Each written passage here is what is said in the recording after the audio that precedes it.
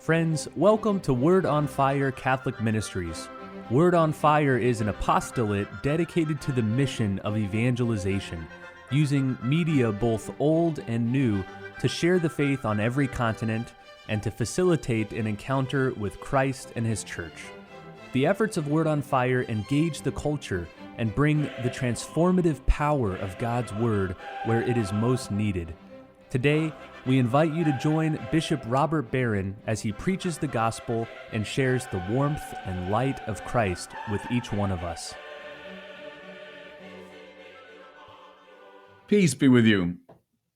Friends, I want to focus my attention this weekend on the magnificent first reading, taken from the pivotal 9th chapter of the Acts of the Apostles.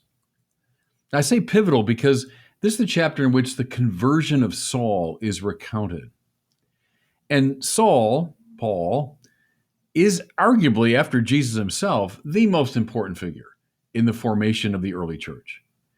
Indeed, how wonderful it is that to this day, we still read so regularly from the writings of this early figure in the life of the church. Hans Urs von Balthasar, John Paul II's favorite theologian, refers to Paul as one of the great archetypes in the life of the church, meaning he's one of the basic forms that we enter into in living the Christian life. And so we can benefit always from a close study of his life and his manner of discipleship. And, the Acts of the Apostles, it's been referred to as the Pauliad. You've got the Aeneid, and you have these great epic works in the ancient world. This is the Pauliad. It's the story of Paul's life and work and so on. So it draws us into this careful study of him. So as we all know, Saul was a terrifying persecutor of the early Christian way. That phrase that always stays in my mind, Saul breathing murderous threats sets off to persecute the church in Damascus. There's something about that phrase that catches, doesn't it? All the intensity and the fanaticism and the violence, the danger of this figure, breathing murderous threats. He was, in a word, about as far from being a follower of Jesus as you could imagine. He's someone who's viciously, actively persecuting the church. And then, as we hear in chapter 9, in the most famous conversion ever, he was utterly changed. Okay, so a first spiritual lesson. Never, ever give up. Never, ever think that you are permanently beyond the pale. Never, ever think that you can't be forgiven and sent on mission. I know there are people right now listening to me who feel they've just spent too much of their lives in opposition to Christ. I've said before, I think that the saddest things I ever hear in the context of confession are, "Oh, Father, I could never be forgiven for that. I know I've done things that I can never be forgiven for." Well, I forbid you from despairing. Now, why? Well, look what Jesus did with Saul. This active, aggressive, violent persecutor of Christ and his church. And yet, through God's grace, he's changed.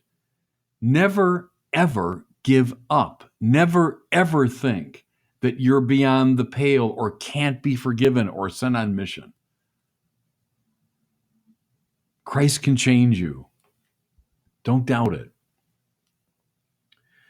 Now, understandably, and we hear about this in the reading for today, the church in Jerusalem was pretty skeptical of this character. Can you imagine? They knew, oh yeah, Saul, he's that really intense rabbinic student on fire to destroy the followers of Jesus. And now you're telling me he's back and he's proclaiming the Lord? Here's a guy who a week before had gone on a hunting expedition looking to throw Christians in jail, and now he's preaching in the name of Jesus. There had to have been people in the Jerusalem church who thought, oh, no, he's a spy of some kind. That's the oldest trick in the book, isn't it? Is you infiltrate the circle of your enemy. And so, let's pretend he's a great convert and now he's preaching Jesus. No, no, no, no. A lot of them must have thought this guy is unbelievable. It's too good to be true. And so we hear in the reading for today, they were all afraid of him, not believing that he was a disciple. And I totally get that. That is totally has the ring of truth to me. At this point, we hear of actually one of my favorite characters in the Acts of the Apostles, this figure called Barnabas. Barnabas was a nickname, and it means Barnabas. It means the son of encouragement. Listen, then Barnabas took charge of him and brought him to the apostles. So here's Saul, Paul, newly converted, and he's full of the enthusiasm of the new convert, and he's preaching away. The church is like hyper skeptical of him, and things aren't going well. See, that's the clear implication here. Things are not going well. And then Barnabas, I love that little phrase, took charge of him. You can imagine Barnabas saying, all right, listen, Paul, come with me now, and I'm gonna bring you to these apostles, and I'm gonna try my best to explain what's going on with you. Okay, second lesson in the spiritual order, we are never in this thing alone. I mean, Paul's experience of Jesus was intensely personal, but his living of the Christian life was always done in community. He was a great mystic and genius. I mean, I'll grant you that, one of the greatest of all time. But without Barnabas, he would never have gotten his mission off the ground.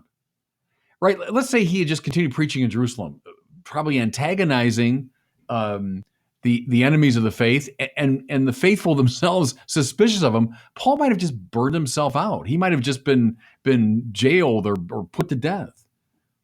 It took this, let's face it, much more minor figure. Barnabas is not the mystic and genius that Paul was, but yet he needed Barnabas to kind of help him out and get him integrated into the community and get his mission off the ground.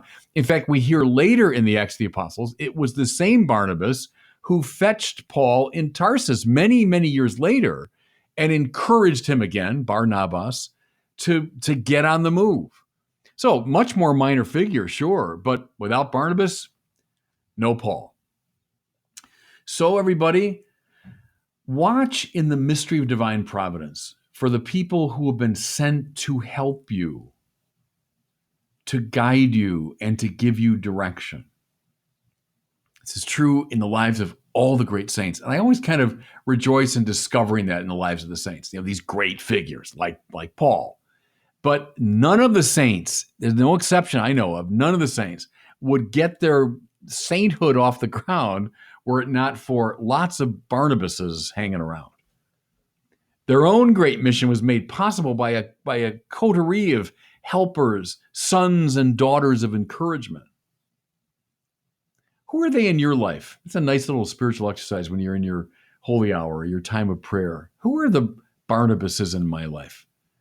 The people who were sent to kind of take charge of me, and get me on the right path and help me. We're never in this thing alone. That's the second spiritual lesson. Okay. We hear in this same reading that Paul, quote, spoke out boldly in the name of the Lord and debated with the Hellenists, but they tried to kill him. Well, I'm convinced if Paul were alive today, he'd be on the internet. And he would especially love, I think, internet chat rooms, because Paul was a natural arguer and debater, which you can see on practically every page of his letters. He's not like this kind of just gentle, passive figure. Paul is always kind of in the arena. He's always taken on opponents, real or imagined, right? So from the beginning, there he is, speaking out boldly in the name of the Lord, debating. When they say the Hellenists here, they probably mean Jews who spoke Greek. And so he's trying to convince them of the truth of Jesus. Okay, from which I derive a third spiritual lesson. We are not meant to keep the faith to ourselves. Now, I know it goes utterly contrary to the etiquette of our society, which says don't wear religion on your sleeve, tolerate all points of view, etc. Be private about your religion, but not public. I don't know, not the first Christians, Paul prominent among them, who spoke boldly and publicly, even when it got them in trouble. So the Hellenists, they were trying to kill him, right? I mean, I think I got a hard time on it because people yell at me on the internet. I mean, they're trying to kill Paul for his message. So we're not meant to keep the faith to ourselves. Then we hear something really interesting. In fact, to me, the most interesting part of this little story from chapter 9 of Acts. Once they knew that Paul was in serious danger, the leaders of the church in Jerusalem took him away, sent him to Caesarea, which means on the seacoast, and they got him on a boat and sent him back to Tarsus. Think about that for a second now. They took the apostle to the Gentiles. They took one of the most significant figures in the entire history of Christianity, and they got him out of Dodge. They put him out of the game. And do you know how long that sabbatical lasted? 10 years. For 10 years, St. Paul, the apostle, was out of commission. He was unsummoned by the church. Fourth and final lesson, our mission takes place within the context and under the discipline of the church. Ooh, this is a hard lesson, everybody. I remember trying to teach it for years to my students at the seminary. Our mission takes place within the context and under the discipline of the church. No matter how gifted we are, no matter how important our contribution might be, we are servants ready to take instruction from our superiors for the good of the church. See, and here's the thing. St. Paul, in fact, benefited enormously from this time away. First, it probably saved his life. If he hadn't been spirited away, we might remember him today as one of these early martyrs of the church. But we would not have had the churches he established, or any of the letters he wrote, or none of his theology. They probably saved his life by getting him out of Dodge. Moreover, those 10 years were exactly what he needed to think through what had happened to him. So remember, he's the sworn enemy of the Lord. Then he has this experience, this vision, which changed his whole life. But, let's be honest. He, at that point, had no real idea what it all meant, how it fit into the story of Israel, how it cohered with his Jewish formation. See, everybody, all the wisdom that came bursting forth in his preaching and writing gestated during this long period when he was compelled off the stage by the church. So that fourth lesson again. Our mission, whatever it is, always takes place within the context and under the discipline of the church. So spend some time with this 9th chapter of Acts and keep these 4 spiritual lessons very much in mind. And God bless you. Thank you for listening to this week's homily from Bishop Robert Barron. For more resources from Bishop Barron, please visit wordonfire.org.